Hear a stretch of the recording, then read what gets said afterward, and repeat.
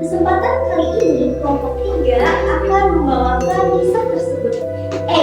Tenang, kali ini membawanya mungkin akan lebih ekstrim ya. Langsung aja yuk kita kenalan sama aktris dan aktor.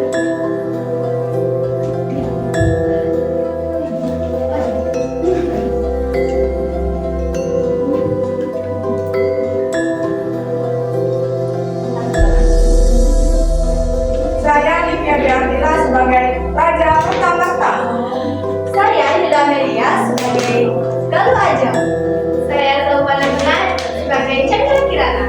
Saya Ahmad Fahmi sebagai Pangeran Inu Pertapati. Saya Lia Maula sebagai Gita.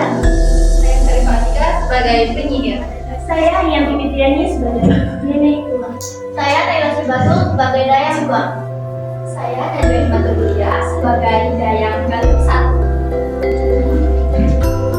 Di sebuah kerajaan yang megah, hiduplah dua putri yang bernama Galuh Ajam Sang Tata dan Chandra Kirana Saat. Awalnya mereka hidup berdampingan, tetapi semua berubah ketika seorang pangeran melamar salah satu dari mereka di ruang balai ini.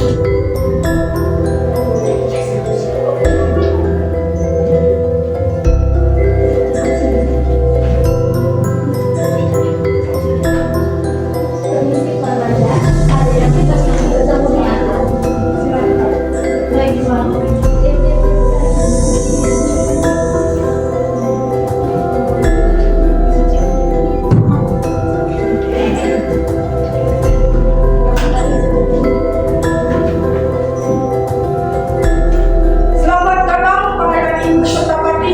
Apa maksud Anda kedatangan ke istana ini? Tuanku, hamba datang membawa niat baik. Hamba ingin meminta maaf putri bagi. Pangeran, tentu pilihan yang aku kan ada tertua lebih pantas untuk menjadi permaisuri. Maaf, tapi kami sudah memilih Chandra Kirana. Ya ampun, Iwan Putri, penolakan ini sungguh memalukan. Jujur, baru sekali, belum juga pendekatan, tapi udah malu duluan. Setelah percakapan selesai, Galuh Ajam pun bergegas menuju kamarnya dengan rasa kecewanya.